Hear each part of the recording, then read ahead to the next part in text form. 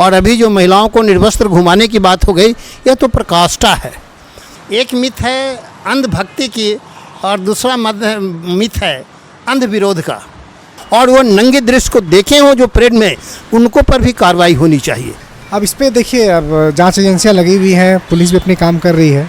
और जो एक वहाँ वातावरण बन गया है कुकी समुदाय, मित्र समुदाय में और लोकल, उसके सामने बहुत सारी जवाबदेहियाँ होती है। नमस्कार, मैं हूं विभास वैभव और आप देख रहे हैं न्यूज़ बसेरा। मणिपुर की घटना जिस तरह घटी है और प्रधानमंत्री अभी तक चुप्पी साधे हुए हैं, उसी पर हमसे चर्चा करने के लिए जुड़ चुके हैं सौरभ जी।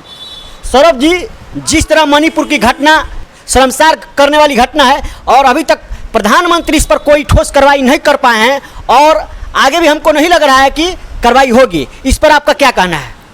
देखिए, सबसे पहले तो न्यूज़ बसेरा को देखने वाले तमाम दर्शकों को मेरा नमस्कार है। और जहाँ तक रही मणिपुर वाली घटना को, तो वाकई में ये घटना बहुत निंदनीय है। बहुत ही ऐसा घटना नहीं होना चाहिए। और जहाँ तक आपने पूछा कि प्रधानमंत्री, हमारे देश के प्रधानमंत्री अभी तक कोई ठोस कदम नहीं उठाए हैं, तो मुझे लगता है कि ये जांच की कार्रवाई जो चल रही है इसी में विलम्ब हो रही है। लेकिन मुझे ये लग रहा है कि जो भी अगर मुजरिम होंगे उस पर कड़ी से कड़ी कदम उठाए जाएंगे। और हमारे देश के प्रधानमंत्री अभी तक उठाए जाएंगे, लेकिन अभी तक उठाया नहीं गया है ना। अब विलम्ब क्यों हो रहा है? विलम्ब तो नहीं होना चाहिए, लेकिन हमारे देश के प्रधानमंत्री, ऐसी घटना पर तो विलम्ब नहीं होनी चाहिए। नहीं, एकदम नहीं, तुरंत कार्रवाई होनी चाहिए। सही फिर भी अभी तक क्यों नहीं हो पाई? अब इस पे देखिए, अब जांच एजेंसियां लगी हुई हैं, पुलिस भी अपनी काम कर रही है। और मुझे लगता है ना कि कुछ मुजरिम पकड़ाए भी हैं। अब देखिए अभी कहाँ तक कौन कौन मुजरिम पकड़ाते हैं। बाबा, आपको क्या लगता है कि मणिपुर की घटना से नरेंद्र मोदी की जो लोकप्रियता थी घटी है? भारत की राजनीति में अभी दो मिथ काम कर रहा है। एक मिथ है अंधभक्ति की और दूसरा मिथ है अंध विरोध का। अंधभक्ति और अंध विरोध जो है देश की राजनीति में अलग अलग लॉबी अपने अपने ढंग से उसकी व्याख्या कर रहे हैं। जो अंध विरोधी हैं वह हर परिस्थिति में विरोध करते हैं, चाहे कुछ भी हो, और जो अंधभक्ति हैं वह हर परिस्थिति में समर्थन करते हैं। जहाँ लोकप्रियता का जो है, देश के जो निर्णायक प्रशासक होते हैं उसके सामने बहुत सारी जवाबदेहियाँ होती है। कहीं किसी स्थल पर चले जाने से समस्या समाधान नहीं होना है, समस्या का समाधान करना। जो मणिपुर की घटनाएं हैं, हिल के लिविंग, जो पहाड़ी का लिविंग है, जो साथ साथ रहते थे वो अलग हो गया है। यह तय है कि इसमें कहीं ना कहीं कोई देश विरोधी ताकत आपसी समस्या उत्पन्न करके एक ऐसे वातावरण बनाना चाहते हैं जिससे देश में आगे आने वाले चुनाव में को प्रभावित किया जा सके देश पर। मोदी ऐसे राष्ट्रवाद के लिए प्रतीक के रूप में माने जाते हैं और मणिपुर की घटनाएं के माध्यम से उनके राष्ट्रवादिता पर प्रश्न चिन्ह लगाने की दृष्टि से एक वातावरण माहौल तैयार किया जा रहा है। लेकिन आफ्टर ऑल हम समझते हैं कि जनता निर्णय जो देती है वह बहुत सोच समझ करके चुनाव में देती है और जनता का निर्णय अंतिम होता है। और मैं नहीं समझता हूँ कि यह जनता का निर्णय किसी के पक्ष और विपक्ष में होगा। जो राष्ट्र हित में होगा वही अगले चुनाव में निर्णय होगा। और लोकप्रियता घटने बढ़ने की बात है, यह तो सिर्फ इलीट सोसाइटी का सोच है। जो पढ़े लिखे लोग हैं उनका एक सोच है कि इसकी वह आंकड़ा बढ़ाने और घटाने के लिए इसकी बढ़ रही है, स्टैटिकल स्टडी के लिए है। वास्तव में वह तो चुनाव निर्णय करेगा कि मोदी जी की इससे घटनाएं से पॉपुलैरिटी बढ़ी है घटी है।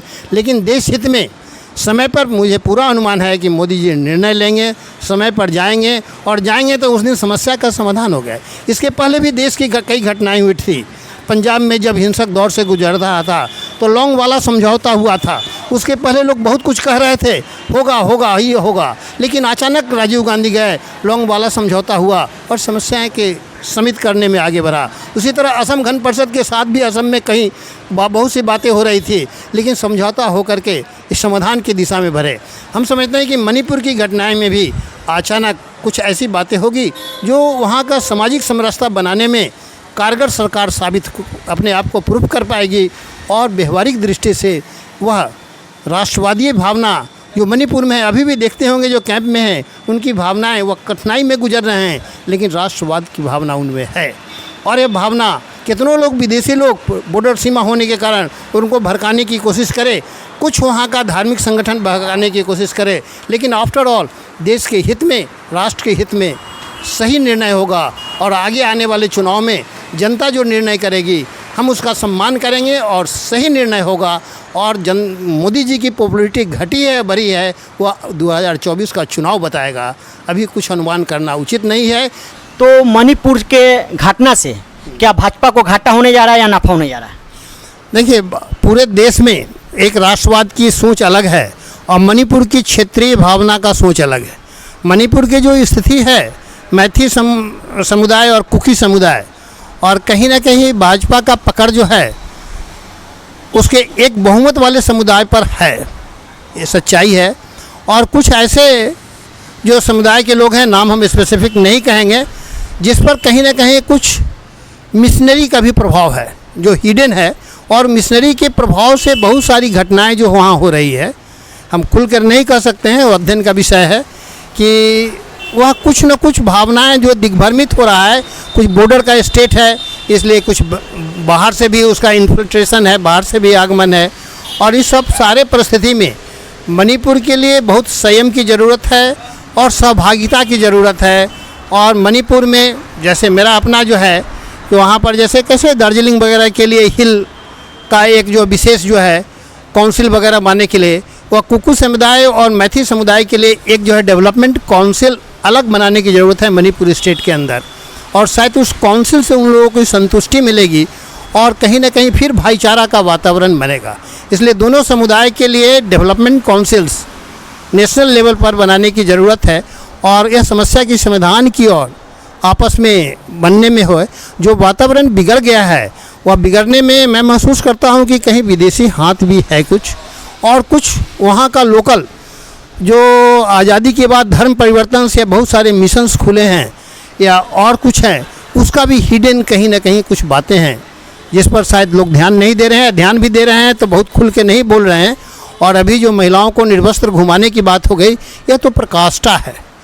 किसी जाति विशेष या किसी धर्म विशेष से झगड़ा होने का मतलब यह नहीं है कि किसी महिला को अपमानित किया जाए। महिला सभी की महिला सम्मानित है, वो मातृ है हमारी, इसलिए उनके प्रति जो है हमारी संवेदना है, सहानुभूति है। और जो लोग इस नग्न दृश्य में भाग लिए हैं हम तो कहते हैं उनको कड़ी से कड़ी सजा विशेष ट्रायल लेकर के। हम तो इतना ही कहेंगे कि उस जो नंगी परेड करने को जो देखने वाले थे उनको भी सज़ा मिलनी चाहिए, जो इनका विरोध नहीं किए, डर से भय से जिस कारण विरोध नहीं किए हो और वो नंगे दृश्य को देखे हो जो परेड में, उनको पर भी कार्रवाई होनी चाहिए। इतनी खामोशी नहीं उचित है। कोई गलत काम करते रहे और सब लोग खामोश रहे।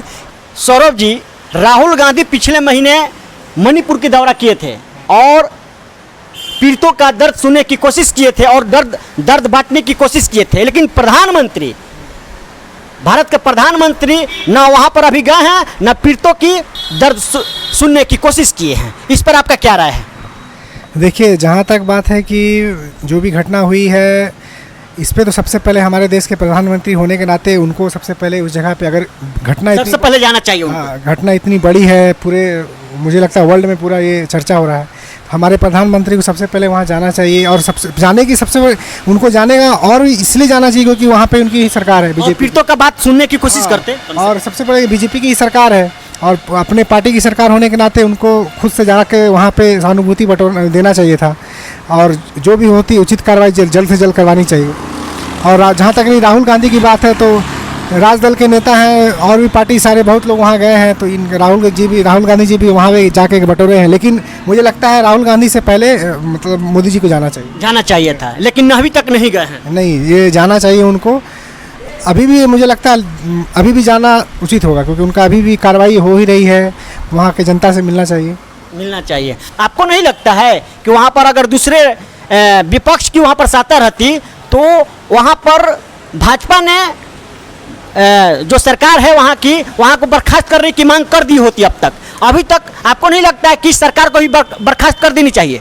आप देखिए, ये तो आप जो बता रहे हैं ये सीधा सरासर राजनीति होती है। राजनीति कैसे हो गई भाई? आप सुनिए, पहले बता रहे हैं, अगर वहीं भाजपा की सरकार अगर वहां पर नहीं होती तो अभी तक उसको बर्खास्त करने की बीजेपी मांग कर दी होती, लेकिन अभी तक नहीं हुआ है। ऐसा नहीं हुआ है, अरे देखिए, अब अगर उस जगह पर कोई दूसरी पार्टी भी रहती तो दूसरी पार्टी जो पार्टी वाले हैं वो बर्खास्त करने की मांग करते ही हैं। तो अब मुझे लगता है यहाँ पे बीजेपी की सरकार वहाँ है तो और ये जो पार्टी है वो बर्खास्त करने की मांग की है नहीं मुझे पता नहीं, लेकिन ये मुझे लगता है सरकार को बस बर्खास्त करनी चाहिए या नहीं चाहिए? अगर उचित कार्रवाई सही समय पर नहीं होती है तो मैं भी खुद चाहूँगा कि सरकार को बर्खास्त करने की मांग करनी चाहिए। खुद राष्ट्रपति शासन लागू होना चाहिए। राष्ट्रपति शासन लागू ना होना वो तो राष्ट्रपति महोदय पे डिपेंड करता है, लेकिन जनता का जो होता है, जनता अपना चाहे तो वो मांग कर सकती है कि सरकार को हटाया जाए। आप देखिए, अगर जो भी आरोपी हैं, आरोपी को अगर सख्त से सख्त कड़े सज़ा मिल जाती है तो इस पर चुनाव पे कोई असर नहीं पड़ेगा मुझे जहाँ तक लगता है। अगर नहीं आरोपी की सज़ा मिलेगी, नहीं मुजरिम नहीं पकड़ाएंगे तो जाहिर सी बात है कि जनता आक्रोशित रहेगी। जनता आक्रोशित है, भारत की जनता आक्रोशित है। अभी है, लेकिन समय सबको अगर कड़ी से कड़ी सज़ा मिल जाए तो जनता आक्रोशित। लेकिन लेट क्यों हो रहा है? हाँ, लेट हो रहा है, इस पे तो अब मैं और आप क्या बता सकता हूँ। लेट हो रहा है तो जनता आक्रोशित और भी हो रही है। जल्द से जल्द सज़ा, मुजरिम को सज़ा मिल जाए, इसी में सरकार की भलाई है और आम जनता भी इसमें कोई खुश रहेगा। खुश रहेगा। चलिए सौरभ जी, फिर मिलते हैं अगले वीडियो में। तब तक के लिए जय हिंद,